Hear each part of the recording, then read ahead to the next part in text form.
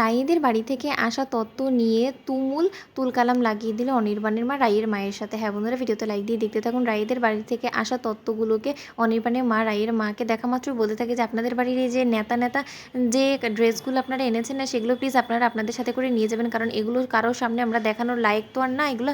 তাই আমি বরঞ্চ আপনাদের ওই গিফটসগুলোর জায়গায় আমাদের নিজেদের আনা গিফটসগুলোকে ইনক্লুড করে দিব না, আর সেটা দেখে আমরা বুঝিয়ে দিব না যে হয়তো আমাদের বাড়ির বউয়েদের বাড়ি থেকে এসেছে, কারণ আপনারা যেগুলো এনেছেন সেগুলো একদমই আমাদের সোসাইটির মধ্যে দেখানোর মতো না, ঠিক আছে। তখন একথা শোনা মাত্র রাইয়ের মা বলতে থাকে আসলে আমাদের আর্থিক অবস্থা দেখেই তো অনির্বাণ রাজি হয়েছিল এই বিয়েতে, তাই ও খুব ভালো করেই জানতো যে আমাদের কতটুকু দেওয়ার সামর্থ্য আছে, আর আমরা আমাদের সামর্থ্য অনুযায়ী এই তত্ত্বগুলো সাজানোর চেষ্টা করেছি। আমি আশা করবো যে অনির্বাণে ভালো লাগবে, আপনি বরঞ্চ একবার অন্তত অনির্বাণকে দেখানোর দরকার তো মনে করবেন। তখন একথা শোনা মাত্র অনির্বাণের মা বলতে থাকে অনির্বাণকে দেখানোর তো কোনো কিছু নেই, আপনি কি মনে করেছেন আপনি আমার ছেলেকে হাত করে ফেলেছেন বলে কি আপনি আমাদের গোটা বাড়ির লোকেদেরকে হাত করে ফেলেছেন নাকি? আমার মতামত বলেও তো কোনো একটা কিছু আছে। একটা কথা ভুলে যাবেন না যে অনির্বাণ কিন্তু আমার ছেলে, তাই মা হিসেবে আমার ছেলের জন্য যেটা আমার ভালো মনে হবে সেটাই করবো। আর এখানে তো আপনাদের যে তত্ত্বগুলো আপনারা এনেছেন, সেখানে যে নেতা নেতা শাড়িগুলো দিয়েছেন, এই নেতা শাড়িগুলো যদি আমি আমাদের সোসাইটির লোকজনের সামনে গিয়ে প্রেজেন্ট করি তাহলে আমাদের মুখ থাকবে? আপনি একবারও ভেবে দেখেছেন?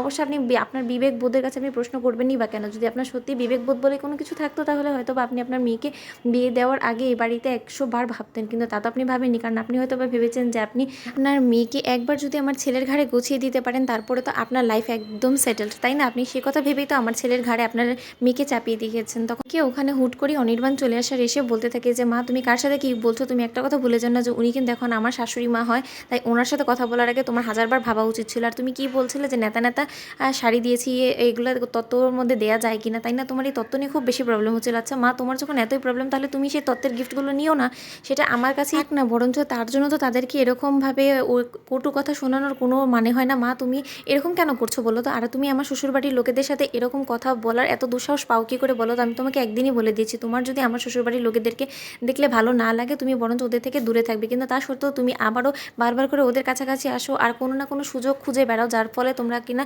ওদেরকে সকলকে অপমান করতে পারো। তোমার কিসের এত সাহস বলো তো? আমি তোমাকে একটা কথা বলে দিয়েছি মা, তোমার যদি ভালো লাগে তো থাকো, যদি না ভালো লাগে এখান থেকে চলে যাও, কিন্তু তার সত্ত্বেও আমার সামনে দাঁড়িয়ে আমার শ্বশুরবাড়ির লোকেদেরকে এরকমভাবে অপমান অপদস্থ তুমি সকলের সামনে করবে না। আমি শুনেছি তুমি বিয়ের দিনও ওখানে এই কাজগুলো করেছো, কিন্তু তার সত্ত্বেও আমি কোনো কিছু বলিনি, কারণ তখন পরিস্থিতি এমন ছিল না। কিন্তু এখন পরিস্থিতিটা খুব একটা স্বাভাবিক হয়ে গিয়েছে, তাই আমি তোমাকে ওয়ার্ন করে দিচ্ছি যে রায়ের বাড়ির লোকের অপমান মানে আমার বাড়ির লোকেরও অপমান, তাই আমি সেটা মুখ বুঝে একদমই মেনে নেব না। তাই সেটা তুমি যত তাড়াতাড়ি বুঝে নাও সেটাই তোমার জন্য ভালো। তখন অনির্বাণের বাবা এসে বলতে থাকে যে অনি, তুমি কি ভুলে গিয়েছো যে ও তোমার মা হয়? তুমি তোমার মায়ের সাথে কীরকম ব্যবহার করছো? তখন অনির্বাণ বলতে থাকে যে মাকে আগে বলে দাও যে আত্মীয় স্বজনদের সাথে কীভাবে কথা বলতে হবে। তো বন্ধুরা, ভিডিওটি ভালো লেগে থাকে অবশ্যই লাইক কমেন্ট শেয়ার করে সাবস্ক্রাইব করতে ভুলো না।